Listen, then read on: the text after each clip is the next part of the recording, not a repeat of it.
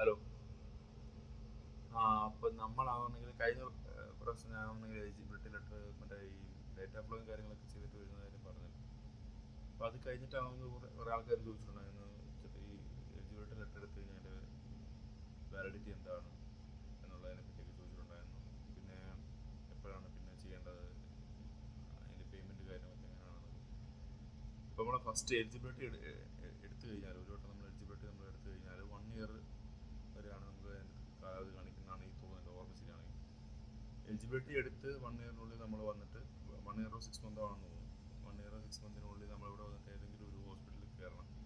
ഹോസ്പിറ്റലിൽ കയറി കഴിയുമ്പോഴത്തേനും ഹോസ്പിറ്റലിലൊക്കെ ആരാണ് നമ്മൾ കയറുന്ന, ഹോസ്പിറ്റലോ ക്ലിനിക്കോ ഇൻഡസ്ട്രിയൽ നഴ്സായിട്ടോ സ്കൂളോ എവിടെയെങ്കിലും ആയിക്കോട്ടെ, അവരാണ് ശരിക്കും നമുക്കാണെങ്കിൽ നമ്മുടെ അത് ലൈസൻസിലോട്ട് കൺവേർട്ട് ചെയ്ത് തരുന്നത്. അപ്പോൾ അതിന് ശേഷമാണ് നമുക്കൊരു ലൈസൻസ് ആയിട്ട് കിട്ടുന്നത്. അതിൻ്റെ അതായിരിക്കും നമ്മുടെ രജിസ്റ്റേർഡ് നേഴ്സ് അല്ലെങ്കിൽ അസിസ്റ്റൻ്റ് ആൻഡ് മിഡ്വൈഫറി എന്നൊക്കെ പറഞ്ഞിട്ട് എഴുതി വരുന്നത്. അപ്പം അങ്ങനെ നമുക്ക് കിട്ടും ഒരു ലൈസൻസ്. അപ്പം അതിൻ്റെ പേയ്മെൻറ്റ് ചെയ്യുന്നതും അവരാണ് ചെയ്യാറ്. ഇപ്പം ചിലപ്പോൾ പുതിയതായിട്ട് വന്ന ചില ആൾക്കാർ പറയുന്നുണ്ട് പേയ്മെൻറ്റ് അവരുടെ കയ്യിൽ നിന്ന് വാങ്ങിക്കും എന്നൊക്കെ പറയുന്നുണ്ട്. സാധാരണഗതിയിൽ അവരാണ് അത് ചെയ്തു തരേണ്ടത്. പിന്നെ അറിയത്തില്ല എനിക്ക് ഓരോ സ്ഥലത്തൊക്കെ എങ്ങനെ പലയിടത്തും ഇങ്ങനെ ചെയ്യുന്നുള്ളത് അറിയത്തില്ല. ഇനി ബാക്കിയുള്ള ആരെങ്കിലും വേറെ സ്വന്തമായിട്ട് പേയ്മെൻറ്റ് ചെയ്ത് ഇങ്ങനെയുള്ള കാര്യങ്ങൾ ചെയ്യുന്ന ആരും രജിസ്ട്രേഷൻ റിന്യൂന്നുണ്ടെന്നുണ്ടെങ്കിൽ കമൻറ്റ് ചെയ്ത് കഴിഞ്ഞാൽ നമുക്ക് അറിയാൻ സാധിക്കും. പിന്നെ ഉള്ളതെന്ന് പറഞ്ഞു കഴിഞ്ഞാൽ നമുക്ക് ഒരു വട്ടം രജിസ്റ്റർ ചെയ്ത് കഴിഞ്ഞാൽ മതിയാവില്ല, നമുക്ക് എല്ലാ വർഷവും ഇത് വീണ്ടും രജിസ്റ്റർ ചെയ്ത് പുതുക്കണം. അതിന് നമുക്ക് CPD പോയിന്റ് വേണം. ഒരു 20 CPD പോയിന്റ്സ് നമുക്ക് വേണം. ഇത് ഹോസ്പിറ്റലിലൊക്കെയാണ് വർക്ക് ചെയ്യുന്നതെങ്കിൽ നിങ്ങൾക്ക് CPD പോയിന്റിന് അവർ തന്നെ കിട്ടും.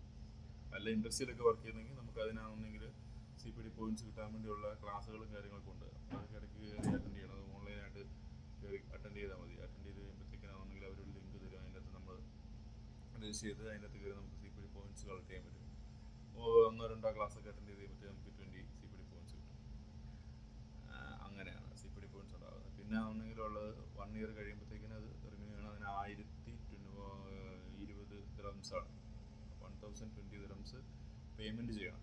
ആ പേയ്മെൻറ്റ് ചെയ്യുന്നതും നമ്മൾ ഏതാണോ നമ്മൾ ഇവിടെ ഹോസ്പിറ്റൽ ഏതാണോ നമ്മുടെ ക്ലിനിക്ക് ഏതാണോ അവർ തന്നെയാണ് നമുക്ക് ചെയ്ത് തരുന്നത്. അവരുടെ പേരിലായിരിക്കും നമ്മുടെ രജിസ്ട്രേഷൻ്റെ സർട്ടിഫിക്കറ്റ്സ് വരുന്നത്. അപ്പോൾ അങ്ങനെയാണ് അതിൻ്റെ സംഭവം. ഓക്കെ. ഇനി ഇതിനെപ്പറ്റി എന്തെങ്കിലും ഡൗട്ട് ഉണ്ടെന്നുണ്ടെങ്കിൽ പേഴ്സണൽ മെസ്സേജ് അയക്കുകയോ അല്ലെങ്കിൽ കമൻ്റായിട്ട് ചോദിക്കുകയോ ചെയ്താൽ മതി.